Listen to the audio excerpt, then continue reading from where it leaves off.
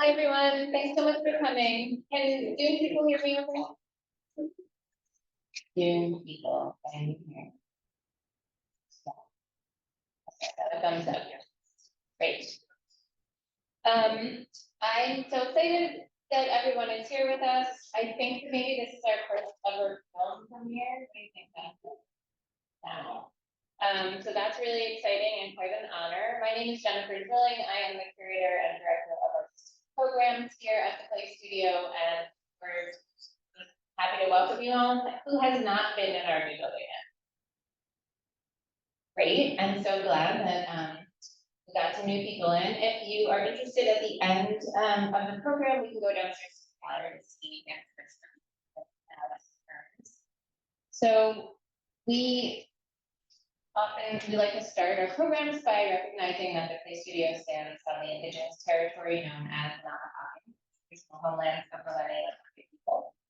We'd like to take a moment to reflect on the role of the Lenape as past, present, and future of the land, and the role of all of us to join in their tradition of respect and caring for the land.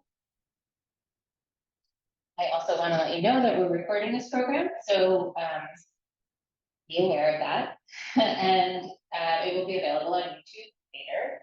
We're here today to see this beautiful documentary, On It Forever, that recorded the procession that happened last year, that was conceived by Alex Stadler and created in partnership with artists, activists, community leaders, and individuals who have shared their stories. It was performed in June of last year at William Way LGBTQ Center, and the Play Studio is really proud to present the film tonight and the exhibition downstairs. The film was produced by Alex and Greenhouse Media, and the whole project was originally supported by Peace. After the film, we're going to have a panel discussion, and we are honored that Alex Stadler is here for that, along with Abdulwali Ahmed and Nishi and Chris Bartlett, who are involved in the program. Below, these dry bones shall yet live. Keep saying their name. Keep thinking about them. And now you have to do their job. Kick open doors for your children. Stand forth for those of your family that are infected and affected. Learn about HIV and how to take care of yourself and those around you. These dry bones yet shall live. So saith the Lord. Jackie, Beverly, Coco, Shira, Greg, Gail, Snoop, Paul, Monet, and Montel, these bones shall live.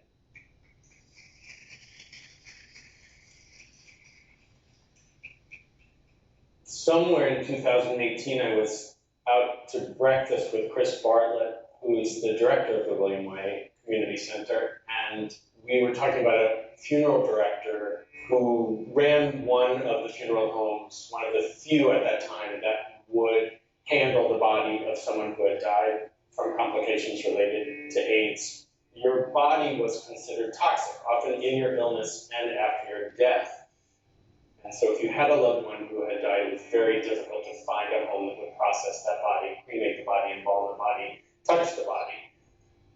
And this gentleman ran a funeral home in South Philly where you could have the body of your loved one cremated or embalmed, and also provided space in their chapel for memorials. And also, he talked about moments when the ashes or the remains of those people were left unclaimed by their families after, people whose remains had never been picked up. And that idea of being unclaimed and its kind of metaphoric ramifications and implications about all the ways in which those people were unclaimed at that time. There were rumors of what at that time was called GRID, gay-related immunodeficiency. There were still several doctors, the ones here and the ones in France, racing to discover at that time what the cause was. So I was seeing 10 to 20 people a day, sometimes notifying 5 to 10 people in that day that they were HIV positive. It was basically a death sentence. I'm a middle child. I like to fix things. And I don't feel that we had reconciled ourselves to the cruelty and the ostracism of that time. And I've been thinking a lot about processions and funeral processions. And I thought, well, we'll build one. In the queer community, we have this long-standing gift of being family when there is no family. So we'll be family to these people. We'll be family to their memories. And we'll make a memorial, a small repair. When you have to make a whole series of aesthetic and curatorial decisions, it's the moment of death. It's when your loved one is gone and you're building a memorial. You have to choose a song, you have to choose a poem, you even have to decide how the flowers and the urn and the gravestone are going to look. Any human being at that time needs art and is interacting with art. So it seemed to have its own internal logic that we would do such a thing. Gone and Forever has all the components of any memorial. I put together a team. I'm an artist. I can make the urns. I know other artists. Someone can make the shroud, which provides shelter for the urns in the procession. Someone can write an elegy. Someone can build the costuming, the ceremonial robes of the figures who will either transport those souls from this place to the next, or honor them and celebrate them and elevate them as they make that passage. I wanted also to have posthumous collaborators at a memorial. There's a poem, often, or a written work, and it was very important to me almost from the beginning that the written word be the work of artists who had died in those years, in those first 5, 10, 15 years, and that they be given voice. So at the ceremony, we have 4 written works by Reynaldo Arenas, Cookie Mueller, Melvin Dixon, and Christopher Coe. We all set about making these various unified projects that would create a constellation of culture and information about the early days of the AIDS crisis.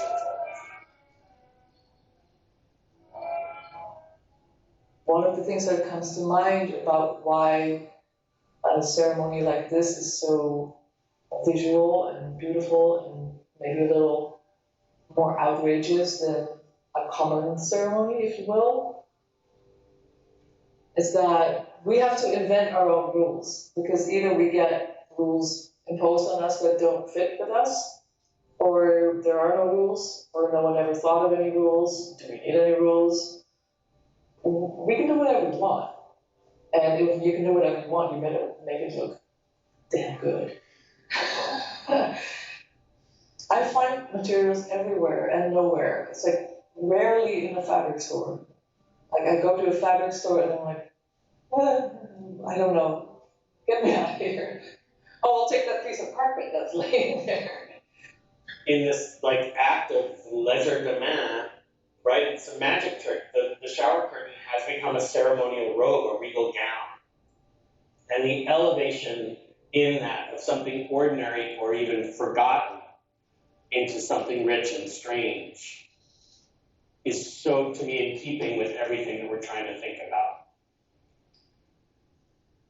A forgotten community are the women in the lesbian community who came to the psychological, emotional, medical, and physical aid of so many people at that time, and kind of gave endlessly. Liz, as a gay woman, I thought was a profound choice to have her make the shelter, the shroud, the protection. With this project, I thought immediately of this fabric that I have like many meters of from an Italian mill. That's a really beautiful, lightweight, kind of ethereal drapery fabric. My dad didn't have a funeral, so I made a sculpture actually of this same fabric hanging in a restaurant on 29th Street, it's a memorial to my father, because I felt like I needed to create something. So I had a lot of this beautiful kind of zigzag sheer fabric with these streamers on hand, and I thought that would kind of be perfect.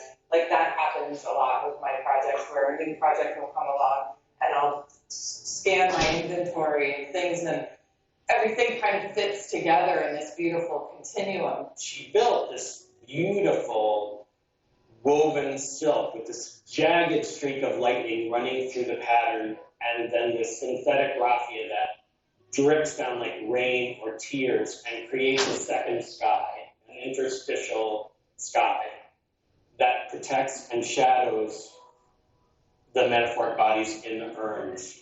Indigo is this natural dye that's really rich, and the kind of tones that you get from it are unique. It's this special kind of spectrum of blues that you get from like deep blue to light blue that have a richness that I don't think you can get from regular dyes. And so I wanted to do that special process with the indigo to get this kind of deep shade of blue that felt right for the project. I feel there's an appropriate somberness to the color. It's kind of night, like the nighttime during the day, carrying the eternal night sky that happens with death. I thought about it in terms of where you are in your mind and body at that point, where you know you're dying.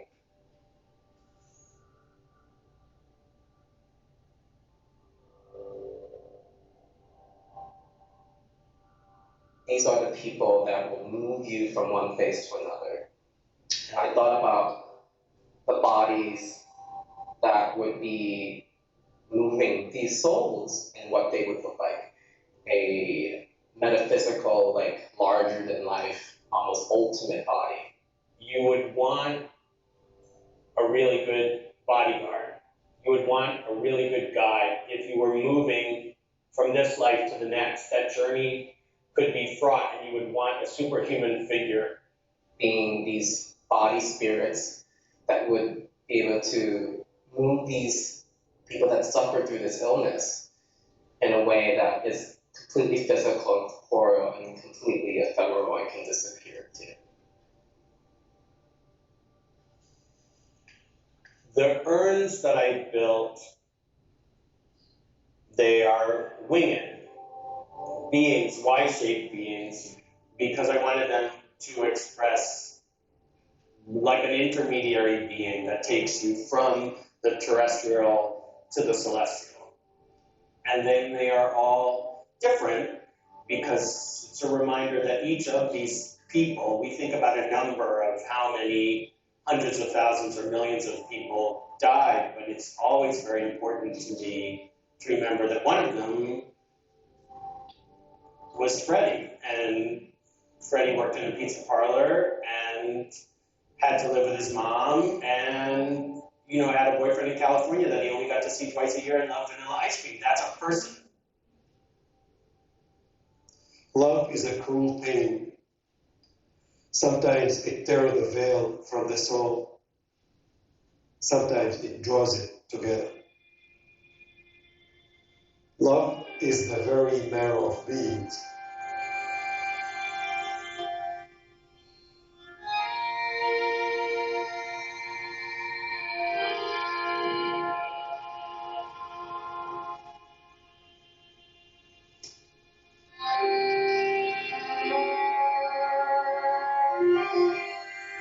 When I commissioned Kenan Abu Afaj to write the elegy, I wanted beauty, I wanted sorrow.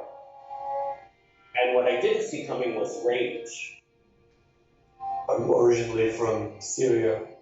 I've been here for almost 22 years. If I'm comparing this unclaimed-ness to recent events in Syria and civil war, there were families they just abandoned their kids because they were on the other side of civil war. In an elegy, you express your sadness or your deep thoughts towards a subject. I kept thinking about both the AIDS crisis and the Syrian crisis too. And the more I think about it, like this just having like the word unclaimed. There was people that are still unclaimed. It really angers me. I mean, I don't know if this is a healthy feeling or not when you write a piece of music or do some art, but it angers me a lot. And if I may say, it pisses me like severely. I think that was the missing ingredient in this whole thing. I was thinking about beauty, I was thinking about loss, I was thinking about healing, but I didn't understand or maybe even remember the importance of rage.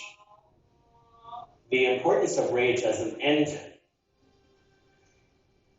And the ACT UP movement, what fueled ACT UP and what caused it to be a tremendously effective, powerful, political movement that changed things in the medical industry and in terms of policy was rage.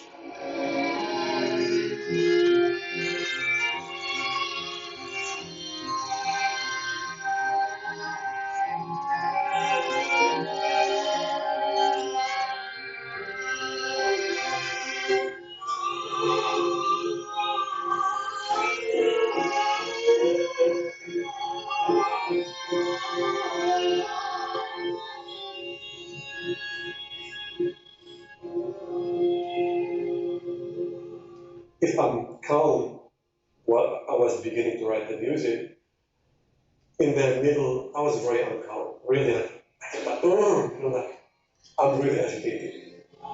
In music, there is agitato, which in Italian, agitated. So this is maybe the first time I use it and I mean it, get agitated. So in the middle, actually, I tell the musician to get agitated.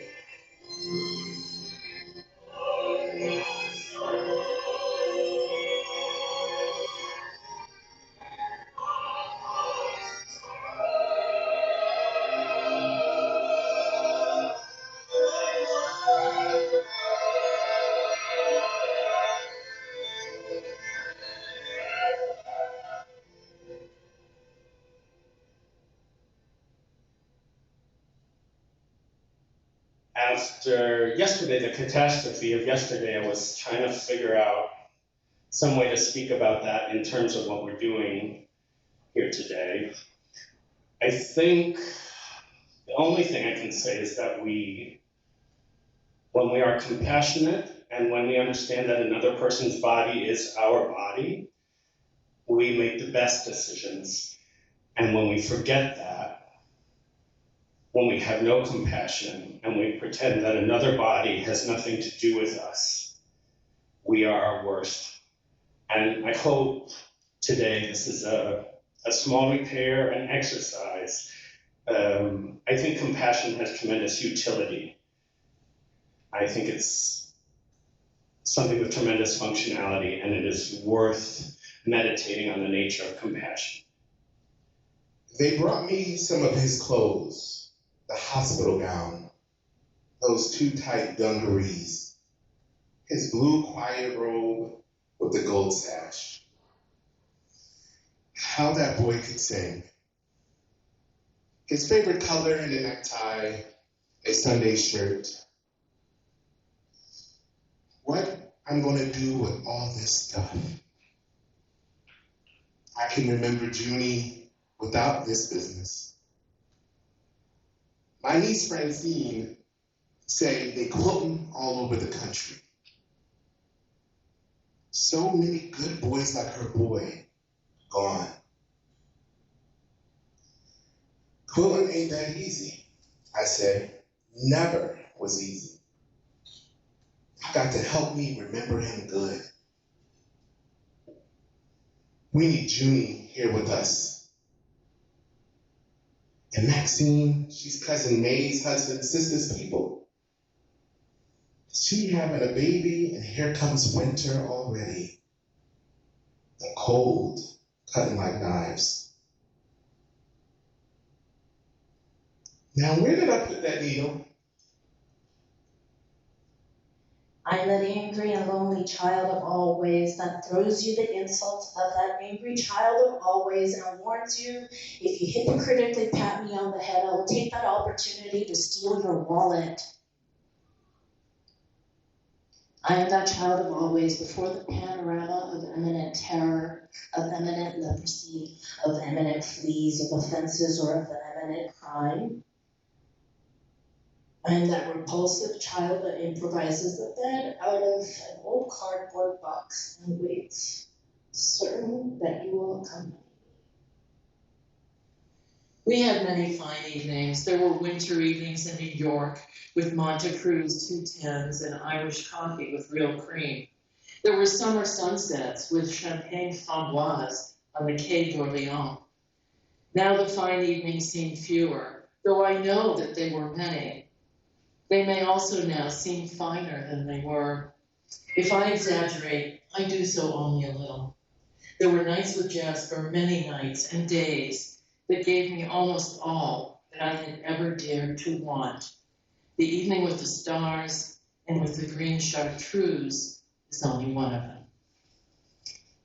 She was the air she was breathing, the bathing suit she was wearing, the air mattress she was on, the tree beside her.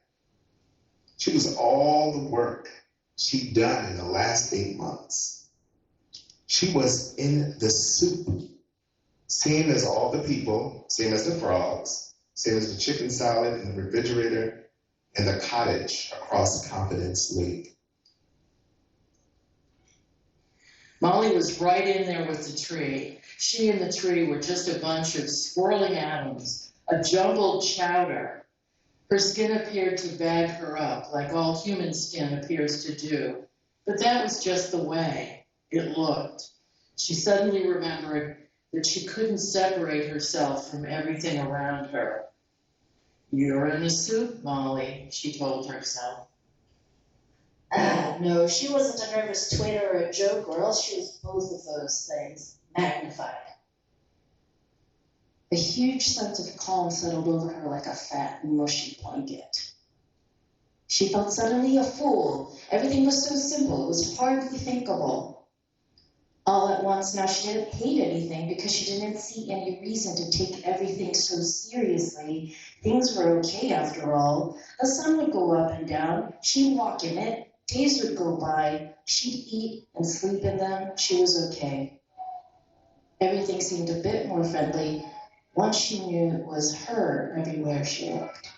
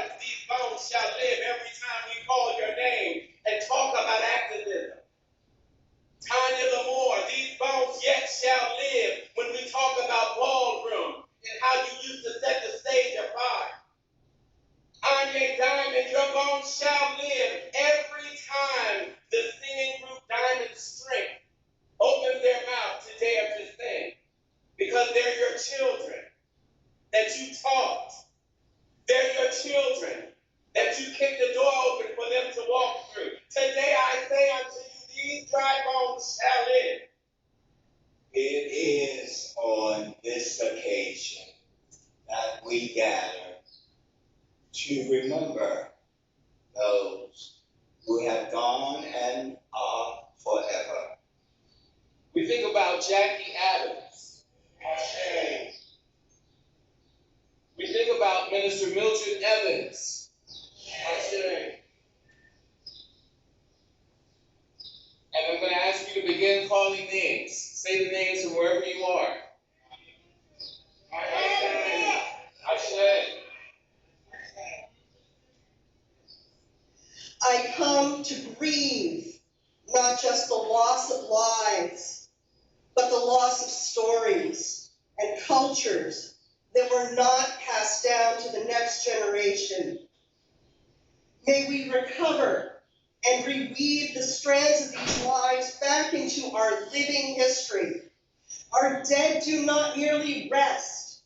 They rise in power in our hearts and minds, and that we may make a better world, one that they would have wished for.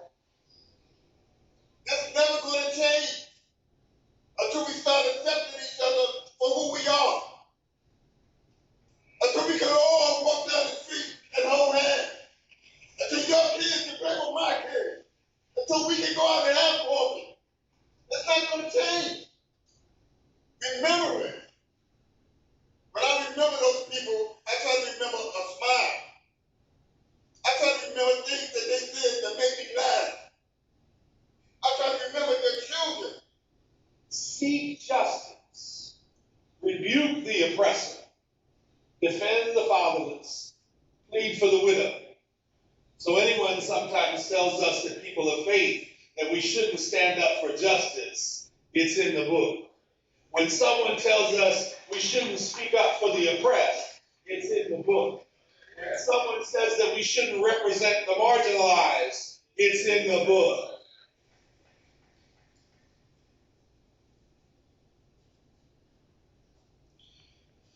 Beloved, life is short, and we do not have much time to gladden the hearts of those who travel with us. So be quick to love. Make haste to be kind, and always forgiving. And the blessing of God Almighty rest upon you, and those you love, and those we struggle to love, this day and forever. Amen.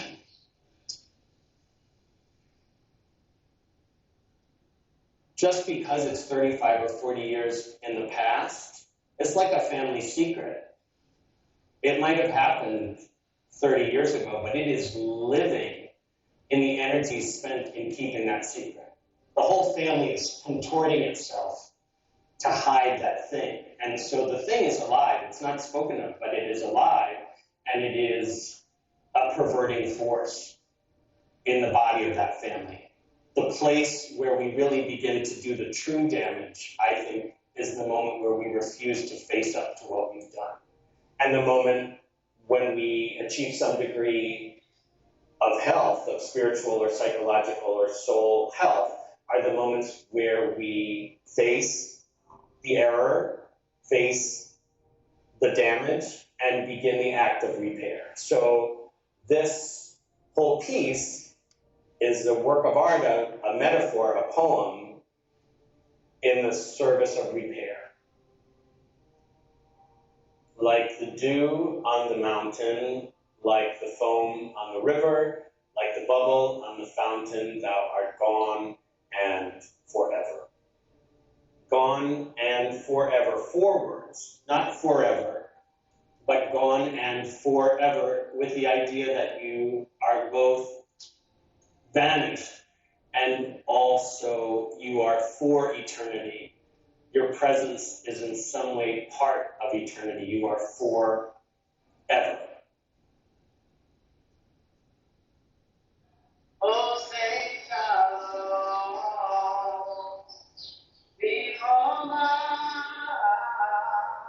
hallelujah, say shalom, hallelujah, Be'ako Yisrael, Be'ako Yoshvei Tevel, and let us say,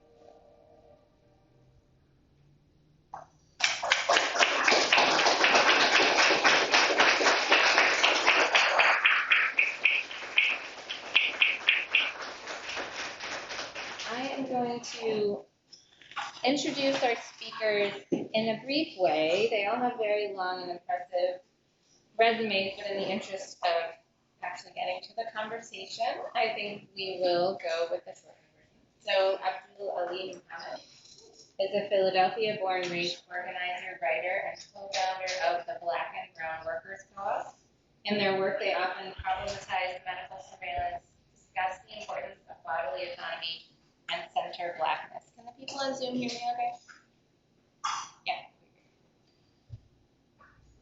Alex Stadler is a multidisciplinary artist, author, textile designer, illustrator, and curator. Stadler has written and illustrated more than 10 published books for children and adults.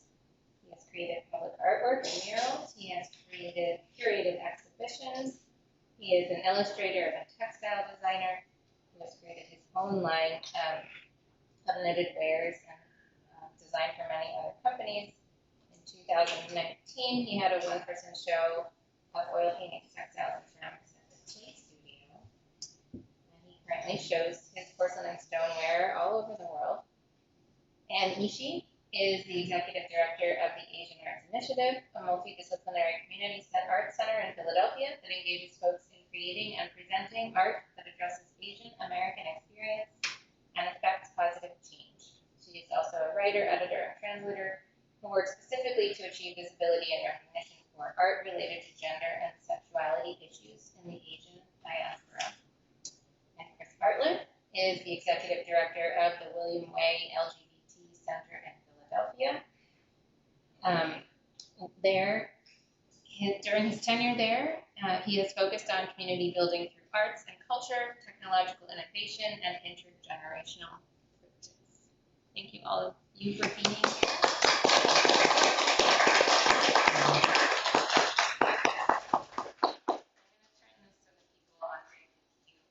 I apologize, it's not going to be perfect.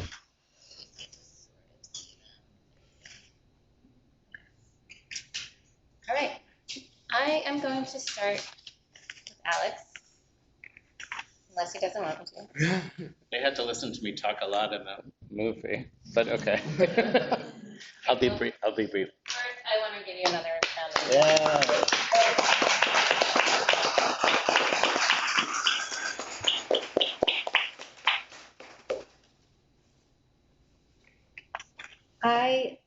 I guess I'll start by asking a question about how it felt to have a vision that was your own vision. And I saw the drawings and how you sort of could picture this in your mind, and then you shared it. You knew that it wasn't all for you to do yourself. You shared it with these other artists.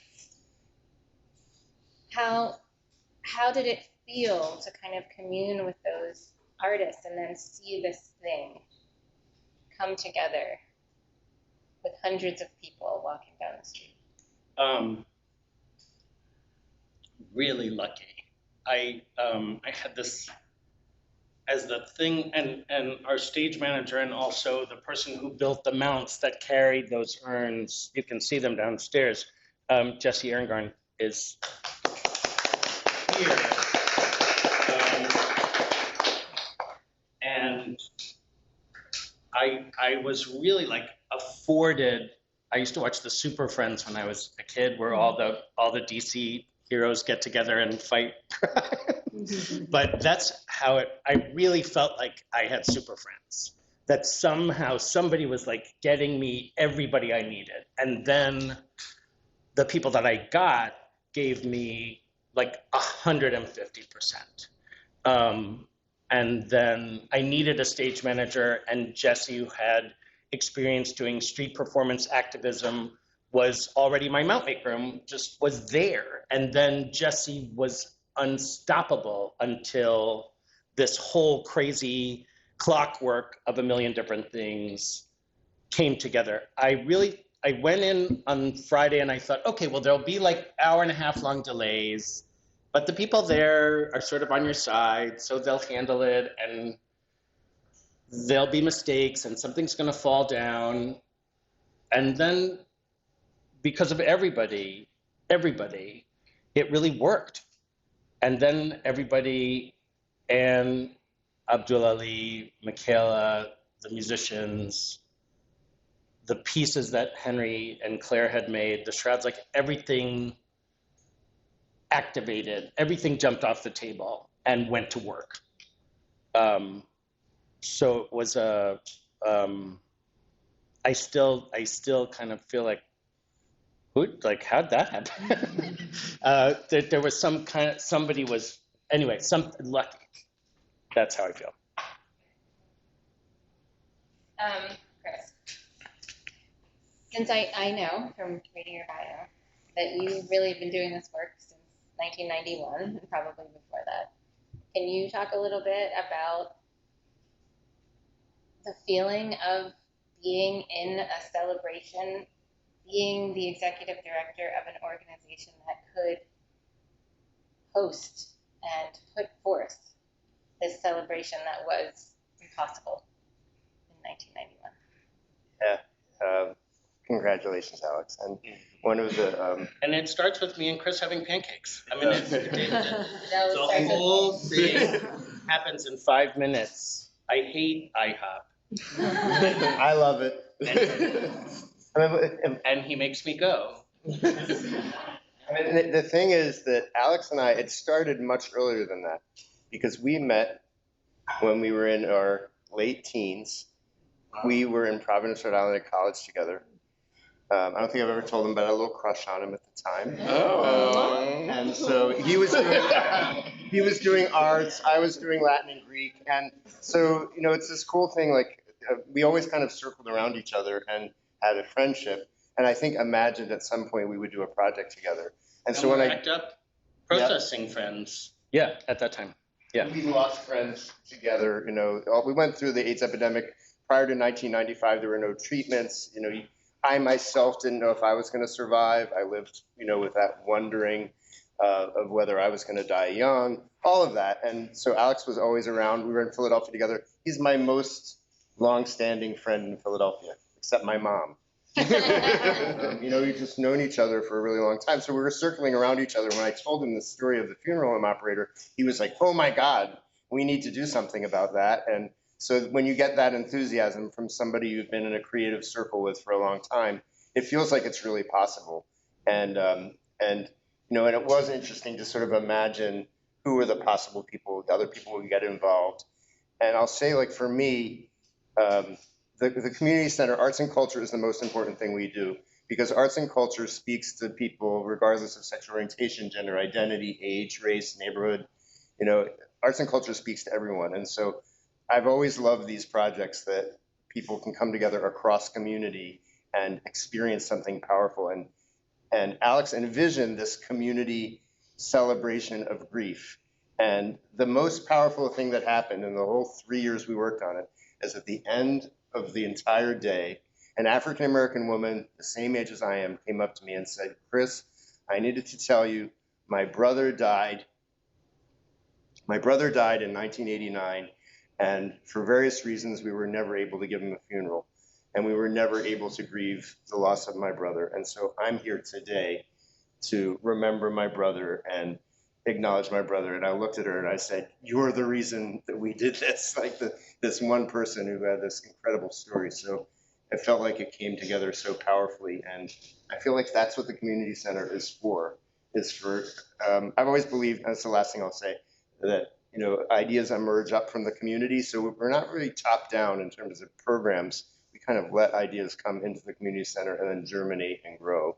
And so out of that comes the incredible creativity, and that Alex documented it, because the documentation was not paid for by Pew or even envisioned by Pew. And I've been in enough other Pew projects that never get documented, and frankly may get forgotten or, you know, end up on a bookshelf. But the fact that he made this happen is really important, because it says that the project itself is important.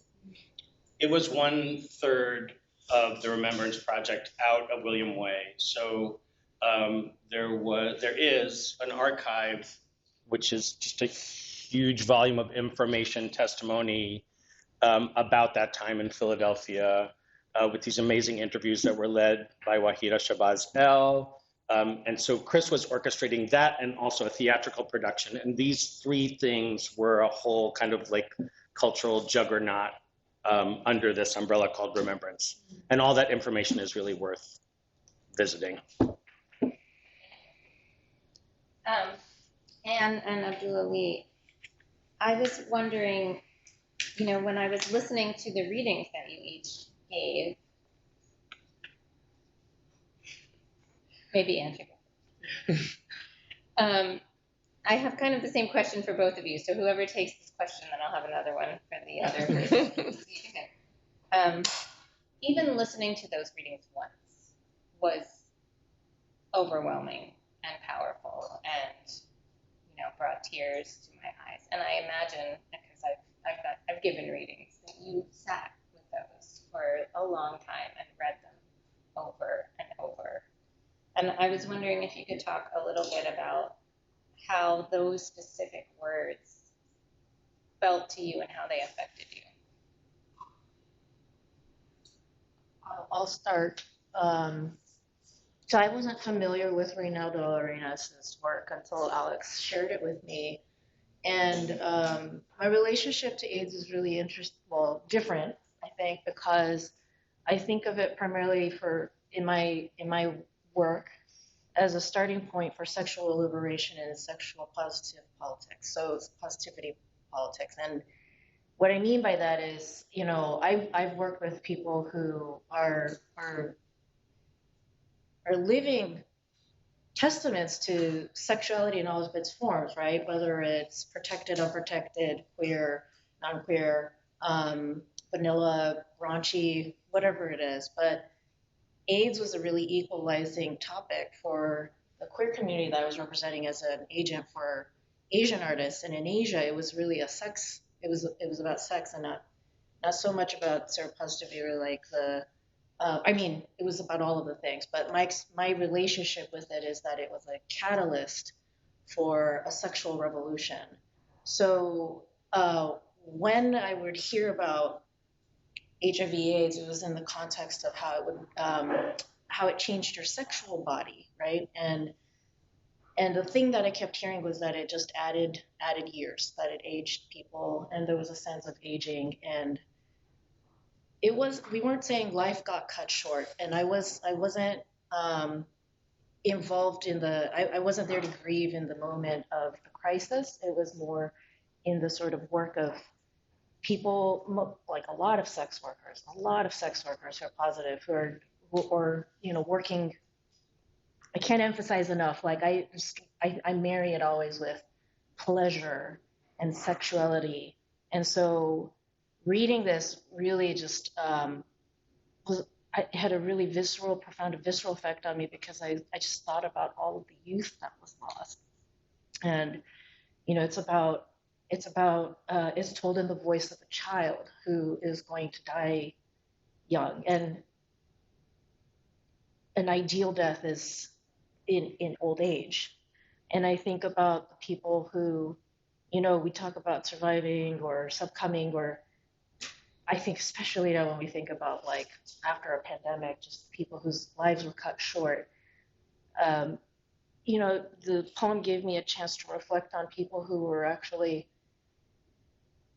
I don't know how to define this because I still struggle with it, just a reflection on all of the people whose lives were not cut short by the disease, but by their own hand. So much suicide. And I think about the people I don't know, just like that poem was really a way to articulate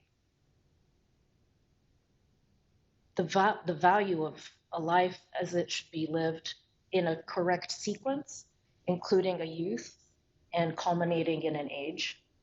And maybe there's a little bit of beauty in a person taking control of their destiny. I mean, you start having to make those kinds of stories for yourselves when loved ones kill themselves. And it was such a privilege to be a part of a mourning process because I'd only thought of this crisis as a catalyst for really intensely positive change.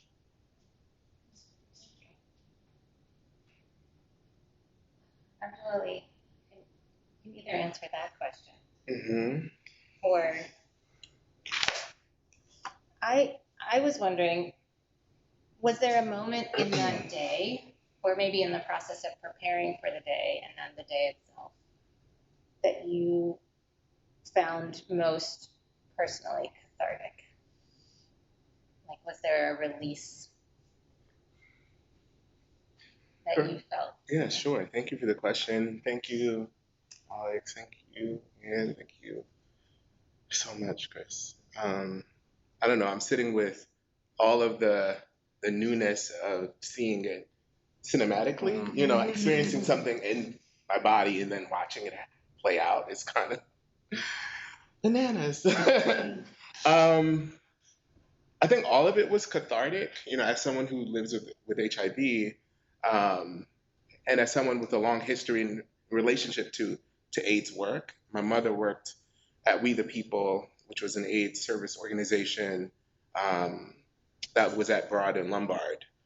And so I think in the process of reading Melvin Dixon's poem, I thought about my mother a lot. And I thought about my grandmother, my mom's mom, who comes from the low country in South Carolina, Orangeburg, because Aunt Ida in Melvin Dixon's poem is Southern. And it's very clear in her vernacular and the way that he's decided to compose the poem that this is a Southern auntie, you know? She's a Southern auntie who loves her nephew, right? And like is talking about all the wonderful things that Junie is doing.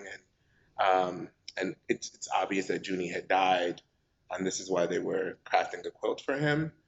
But there's like this immense love and like there. And so I thought a lot about my mom. I thought a lot about my grandmother. I thought a lot about We the People. And the people that I experienced in that, when Chris talked earlier about that period where there wasn't treatment, right? This is 97. So this is a year after HAART, or highly active antiretroviral therapy, which allowed people to live longer lives. But it was at a time when We the People saw, mostly what I saw were Black and brown folks, right? And people were still on AZT. And I have a vivid memory of going to We the People in 97 in the summertime. And we were about to go to a park for a barbecue and a party. And Curtis, who worked at We the People, was talking to someone who was kind of seemed tired about like taking their meds, right? So I think for me, it really took me to specific like site in Philadelphia where I would, you know, be in community with people who I'm in the lineage of now as someone who's HIV positive. So I thought about a lot about lineage, family, and also because we live and a lot of us have died of this virus, the lineage in like two different ways. I want to acknowledge Matt again because it was amazing. And, you know, we're so used to watching, or I'll speak for myself, I'm so used to watching TV and movies, and like you have this image in your mind that it's just, well, that's just what happened. So of course they just filmed it. But especially how well crafted it is to evoke the same emotions that were felt on the day. Yes, really, yeah. congratulations. I imagine that people here probably have even more interesting questions than I have. Does anyone in the audience have a question that they would like to ask or a comment? How many people were there last year? Any comments or thoughts or questions? I'll just say that I thought I captured it really beautifully. And it was such a, it captured the sort of a scientific pride, but I think it's an honor when it's been a prize. There was something so, deeply sad, but also, you know what you called it celebration earlier, I don't know what the celebration really was. And that day had a kind of beautiful calm to it. The film had a beautiful calm to it, and I thought it was remarkable to capture that. And grateful for this. Yeah. Alex, when you We told got me. a weird comment from the review board of our letter of intent saying, well, in this plan, I just think they should be careful. It could verge or veer into camp. Oh my God. And, you know, my first thought was, fuck you! And my second thought was the same, but my third thought was, you don't really understand grief or survival, or the shape-shifting nature of emotion. And you certainly don't understand how my community manages trouble. You really don't understand that. But you don't even understand a very old, like for me, very like, to me, I claim it as Jewish, but it belongs to the world, which is you can laugh or cry or do both. Yes. It was very important from the beginning that everything was going to be in here, including glamour. And camp. Yeah. And the joy of those things, and the power of them also. Sorry. That's what we're doing. I wanted to share one quick story that's an example of what Alex was talking about, of the magic of the group of people that he organized. And as we reached a point where we couldn't get a rabbi because it was Shabbat, and everyone had services and everything, but we just kept working, and we finally found a rabbi, and he was You found that extraordinary rabbi at the last minute. Yeah, we found a last minute rabbi. It turned out to be the most incredible. What a great book. That song at the end, that like miraculous tone. Other comments from the audience or questions? Keep thinking. I want to just throw in that I think a lot about in the arts how review boards want emotional sobriety in everything that we do, which is so fucking unfair. And so I just find it's such an honor to be in Congress with people who are so emotionally brave. It's, just to encourage us to cry is really profound, because literally I can't believe even after a pandemic we're told to remain I don't even know the word for it, neutral, like I say sober, maybe. But what a brave thing to say and do, and almost so cliche, I don't want to say it, but holding to my own emotional bravery, it is so brave what you did in convening an emotionally honest art event, a performance. It also strikes me, you took care of us. I was noticing the masks. We all wore masks on that day, and it was a powerful connection. I think the connection between the two pandemics, and a reminder what we're living through in the moment. And I'm just struck by the ash in the air tonight. Yeah. This metaphor just keeps following us around. I have asthma. I'm hating this smoky air, but it was like a reminder, again, of the persistence of the stories wanting to be told.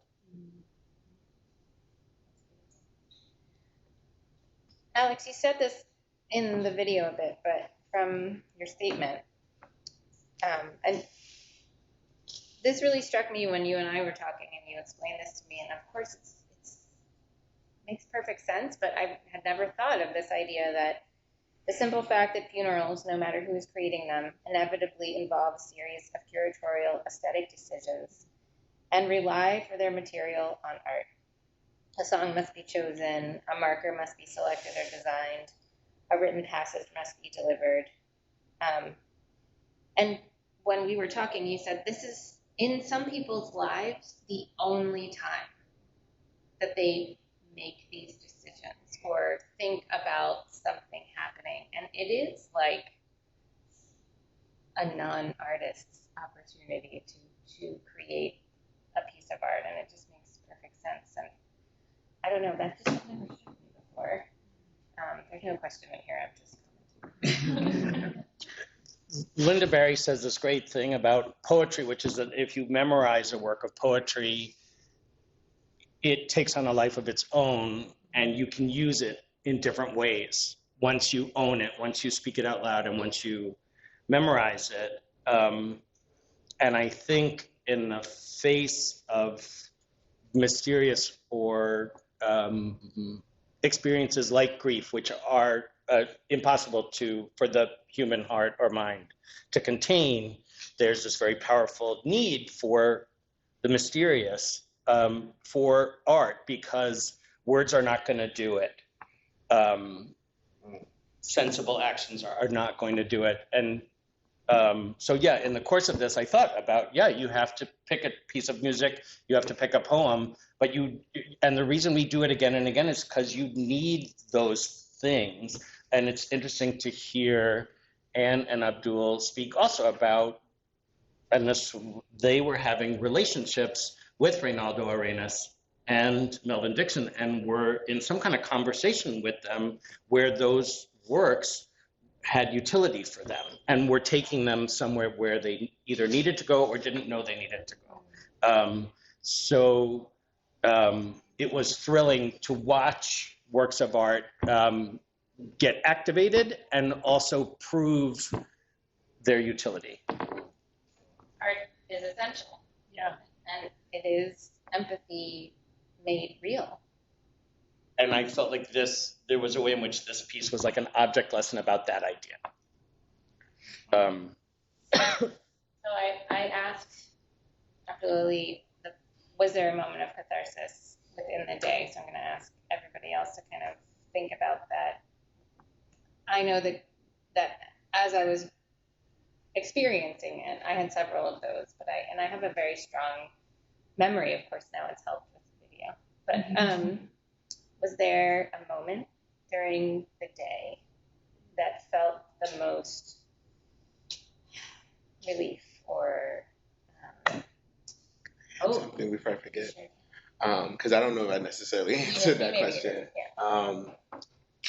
The singer who sings Abu Afacha's, like the part of the elegy where it sounds like she's crying. Yeah. And it's like dissonant. It's like highly dissonant moment in the piece. I mean, the piece is like really, like it hits you. But she goes high. Yeah. Towards the end. Yeah.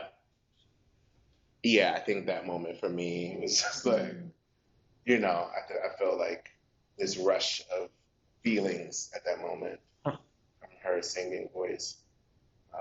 Definitely when you were reading, the way that you embodied that poem was just powerful. Yeah.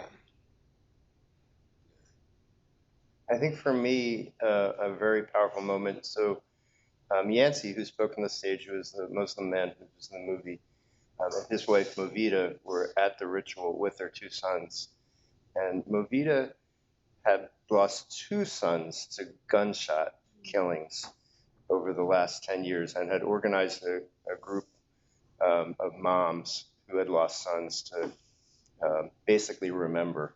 And so she showed up with Yancey and their two sons in these Charles Foundation t-shirts. And I just thought, that is totally related to this, like the grief that mothers and fathers who've lost children to gunshot, it's totally related to this, and how powerful that they invoked that into the space by showing up together and wearing those t-shirts. That was a powerful moment for me. For me, actually, it was after the procession of the Lily. I don't know if you remember, we went to a bar to cool down because it was so hot. It was hot. And there was a moment we were there with Ted Kerr. I think a lot of us know him. And he was so lovely and just asking if there were people I was thinking of who I was mourning. And he gave me a chance to think about a couple people. Again, I can't emphasize enough that suicide is its own problem, but it's just so challenging to think of a person who had the opportunity and needed to make their own decisions about determining their end of life. And you repeated his name, and that meant so much to me because this isn't a person who anybody knows. And then it just really hit me. That's what this is it could be just one person repeating a name. And really unlikable guy, this guy. So it was kind of exciting to talk about somebody everybody hated. And you had so much love in your voice when you said his name. And it just made me think about naming people, right? Yeah.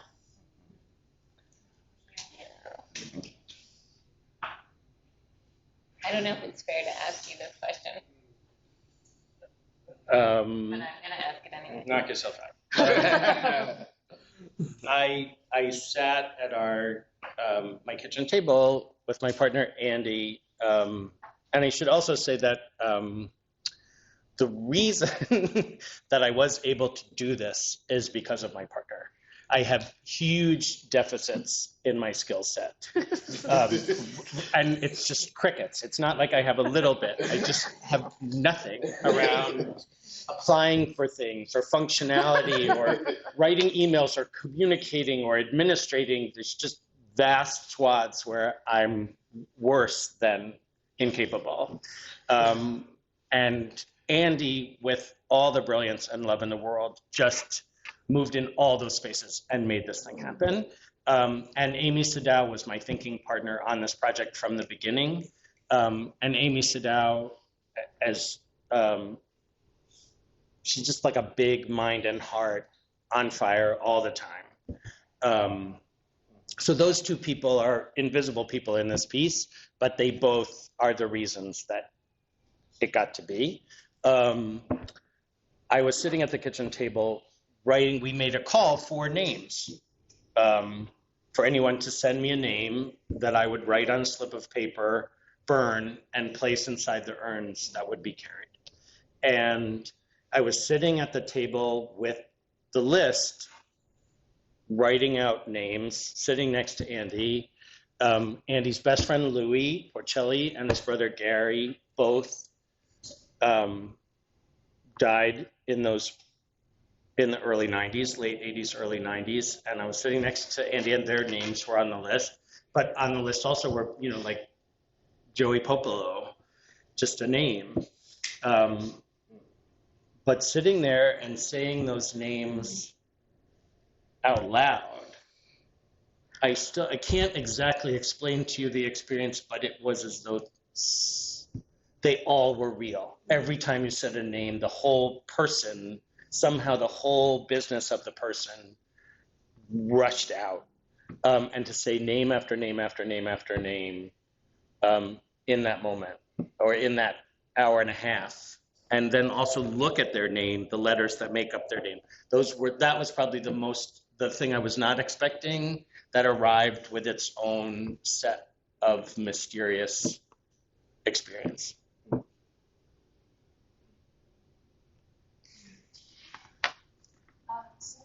First of all, amazing. Obviously amazing. Like, so touching.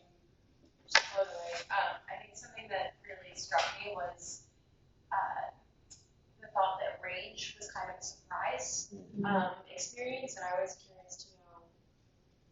Obviously, there is so much space for rage, and know, I'm thinking about Florida right now, and like this fire and this anger. I just kind of want to know what y'all experienced with rage and how do we move forward? How do we find this at the end of experiencing that?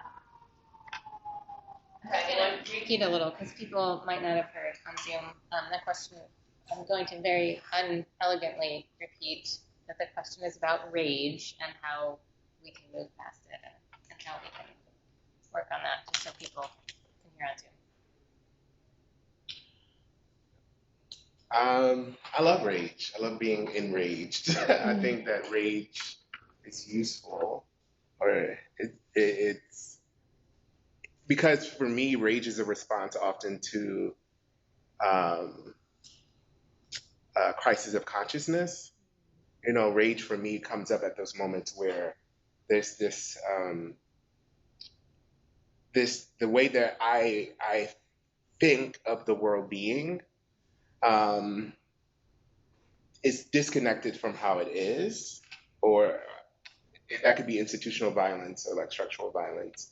And that creates a situation where I'm enraged, right? And I often use rage to organize as someone who, like, that's my default, is to go to direct action first. That's the immediate thing that kind of gets me going, is to be enraged first. I think for me, it's useful. It's tactically, it's useful in strategy. I think sometimes I think the clearest when I'm really upset. You know, it forces me to kind of consider things I don't really necessarily consider otherwise. So for me, I mean, I welcome rage, and I think it is a part of mourning. I do. You know, some of the work that I do outside of Gone in Forever, you need to be enraged. It moves you to rage, right? Learning about ancestors held captive in anatomical collections at colonial institutions, it's something that if you're not enraged by it, what's going on, you know? If you're not enraged by the fact that these people who were loved, I'm sure people loved them in their lives, were left, like their ashes, their precious remains were left to be stored at a funeral home in South Philly and still are there. You know, that if that doesn't move you to rage, I don't know what does. And I think that the way that we treat people in their afterlives, as they transition, of course, but these people have been transitioning, they're still not in their final resting places, right? Where they can have perpetual rest. And so that ceremony never happened, that ritual never happened. And I'm deeply spiritual, and I think that that needs to happen. When we talk about repair, it's not something that we just say. We have to move through the actual ceremony and ritual of repair. And if we don't do that, that harm, the historical harm, is still going to be with us. It's going to be an energetic force in our relationships to each other and to the planet. And so if we don't reckon with it, we don't deal with it, we're going to be more enraged. The planet will be as well. I'm struck by two historic queer moments of rage. There's a lot of them, but two that stick out to me. When Harvey Milk was assassinated in 1978, there was a polite police peaceful march, but when the verdict came out that found his murderer guilty of manslaughter instead of murder, the queers showed up at City Hall and they set all the police cars on fire and they bashed the windows of City Hall. And I remember Tom Amiano saying, you can replace a police car, you can replace a window, but you can't replace Harvey Milk. And so the rage that the community had enough of the bullshit. And similarly, with the AIDS epidemic, there was an Ashes action, connecting to this, where ACT UP, decided during the first George Bush's presidency to take ashes in coffins and dump them over the White House wall. And these were real ashes of real people who died of HIV. And it was just to say, you're responsible for all this. And we're so angry that we're not going to be polite. Take these ashes, take our rage. And I have so much admiration for those people with AIDS who had that rage and just the courage to fully express it. Just for the reason Abdul just said, that if you don't express it, it sort of ends up in this universal dulling of what the real response should be. You're one of those people. Mm-hmm. Dump the ashes. Yes. Oh, you were saying that very much in the third person. Thank you. I saw Yeah. There's also archival. There's archival footage footage, yeah. in the film.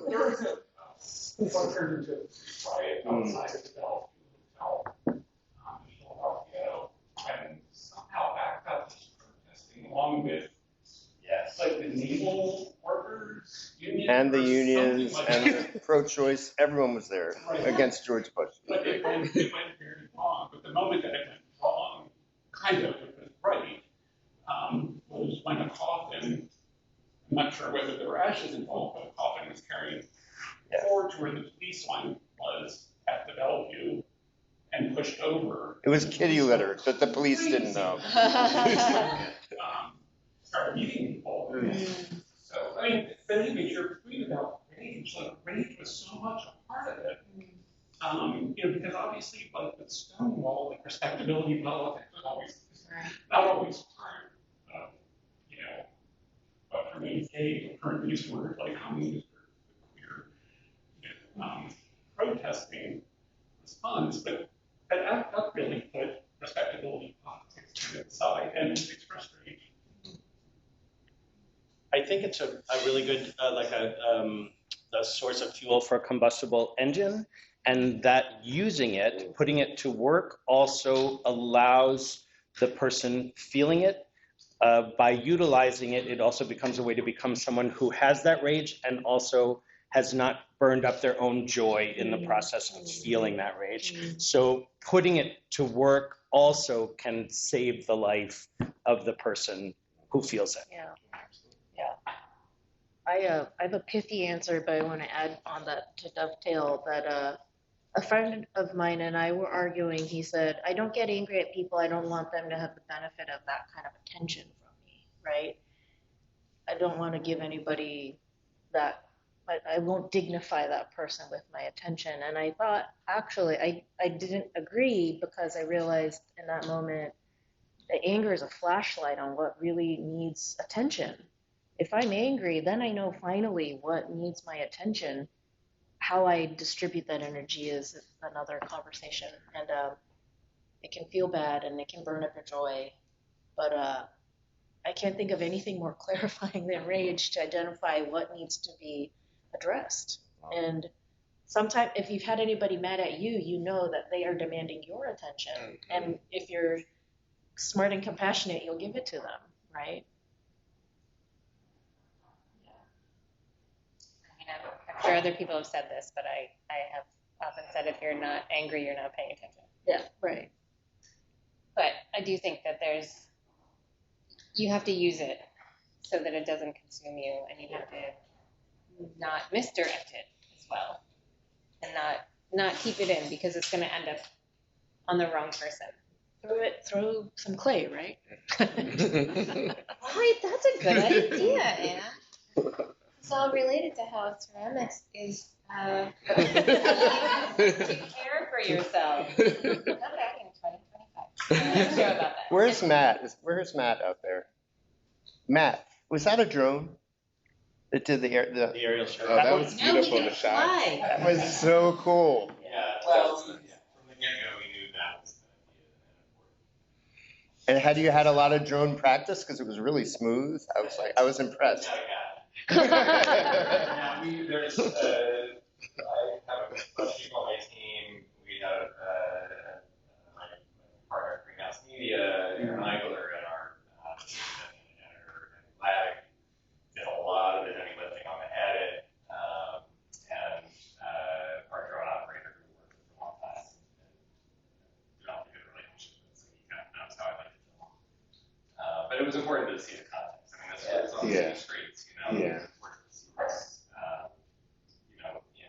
the context of the city landscape, with passersby, people joining in and gathering in the middle of the streets. And it also tied to the historical footage that we used throughout. This is an important part for public discussion. your thought about, I mean, in terms of this, the readings were done over and over before you did it. Well, you've been watching this over and over. Is there a particular moment or part that is the most cathartic for you? Yeah, I mean, I think the actual the service at the end, obviously incredibly powerful. And Alex inviting people from every denomination to speak, and the call and response. I mean, that felt really powerful. In the moment, it was hard to focus because it was like 97 degrees. Camera gear and it was dragged out. And I was working with and trying to make sure everything was going smoothly there. So, and then I watched it a million times also, so that had some effect. But it's nice to see it as context and to hear Alex speak. It's an absolutely excellent project. Yeah. Timely and continues to be to today, because we're a speech at the beginning of the event, which was the day after Roe v. Wade, and establishing this idea of empathy and understanding that, our lives and our relationship. Here we are, the very day that the Supreme Court has struck down affirmative action again. So I thought the project was so poignant, and it continues to be and will be at least for the foreseeable future, an extra kind of moments as these things will still. Jeffrey Haskins, who you saw speak at one point in the film, was our spiritual advisor on this, and he was the person who, for the most part, assembled that group of clerics. One other thing that strikes me, Alex, that I'd like to hear your thinking on is that we did think about possibly doing the procession elsewhere. Like we had looked at a cemetery, we had thought maybe doing it on Kelly Drive where the old AIDS memorial was, and I think you really smartly decided on having it in the neighborhood, so to speak, like where the community lived going through that time. But I'm curious what that decision felt like, and we also thought about showing this in a gallery space, like the galleries at Moore, and then Chris made the very valid argument that this was for the community and should be based at the community center. And the wonderful thing about that is a lot of people who don't go into galleries and museums go into community centers. So it gave all of this the opportunity to be seen and experienced by everybody passing through that lobby. So that also just from the beginning sort of let it be exactly what it was supposed to be. And then again, that came up for me being out in the very everyday streets. It was both a return to the neighborhood where so much of the activity had been such a hub at that time, but also meant that this thing was having all kinds of accidental interfaces with everybody who was just in the street that day, and that it really was a piece of public art. It was going out to people rather than waiting for people to come to it, and so we didn't have to try to diversify our audience because it was just all right there. It helped that it was hot, but it was a beautiful day. There was a breeze. It was amazingly bearable. It was a breeze? At least- Remember that? Now you're making things Yeah, up. yeah. It was hot, but it looked good on film. Yeah, you can't tell how hot it was from the film. I just, every time I see the people with the plastic costumes, I'm like, oh. And they had this, so they just were so serene and did not show for an instant that they were wearing shower curtains. Bob Mackey always said that the greatest thing about dressing Cher was that, whatever he threw at her, even if it had antlers, she just wore it like a sweatsuit. But in Claire's case, there was a way in which she was able to dress people. Some of those people were professional models. Many of them were not. But they wore those clothes with ease. I was amazed at that she put these insane things on them, and they wore them not only with elegance, but with well, I guess elegance emerges from a kind of ease, but they wore them with ease. I think in many ways because of the way she built them. I have a comment about the filmmaking.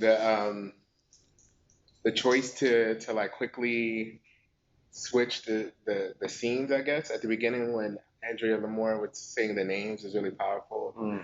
And there's shots of the people in the dress up close. That's really like those moments at the end where there's close-ups of them is really great. And the person in blue, the walk on that person, like it's just like that's a Naomi level. You know, that walk, yeah, and the shot from the front is just beautiful. And then the drone shot of like the holes in the fabric, because I don't think I saw the texture of what they were wearing until like the drone shot. Some of that first sequence you talked about, that was Alex, who was very hands-on in that editing process. It's beautiful. You know, sort of showed this project in so many ways from beginning to end, from all sorts of people do amazing things. So, congrats.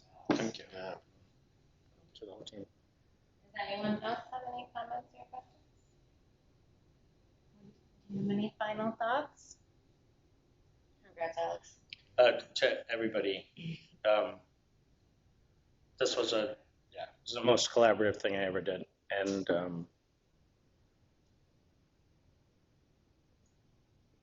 again, I just got so lucky. Thank you.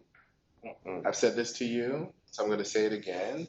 I mean, this wants to happen again. This wants to happen in many different contexts, especially given the pandemic we're living through now and all the people who are unclaimed, all the people who are still held captive in institutions globally who want ceremony and ritual. This is instructive for so many movements around repatriation, return of people's ancestors to them, to their family, to people who are in their lineages spiritually, based on their gender identity, sexuality. This wants to be in the world more, and so I just think it's a powerful work. So my big dream is to do this again. I'll say that out loud. I would like nothing more than to have the opportunity to work with this team and new teams and go out there and do this again and again and again. It made sense to me like nothing I've ever done.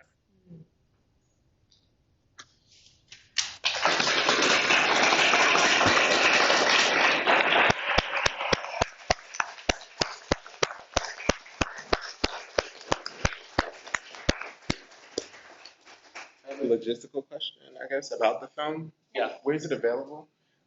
We are going to have it out as a Vimeo site. We haven't really discussed it, but it will be. Okay. It really is fairly hot off the press. I mean, we kind of just got the end credits down. Today. I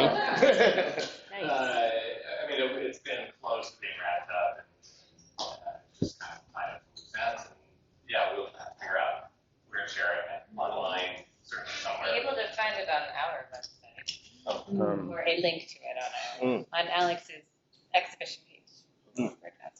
And the Clay Studio is kind of the midwife, at least on my portion, because I started working in clay here because of Jennifer probably 6 years ago. The ceramic artist Tyler Goulden, who's based in Maine, was my tech on this project and was the reason I could make those big urns, which if I'd done it by myself, they would have fallen apart. But the Clay Studio is sort of, in a funny way, the beginning. So thank you very much to the Clay Studio, just because through this whole process, you continue to give me places to be and talk and show and do.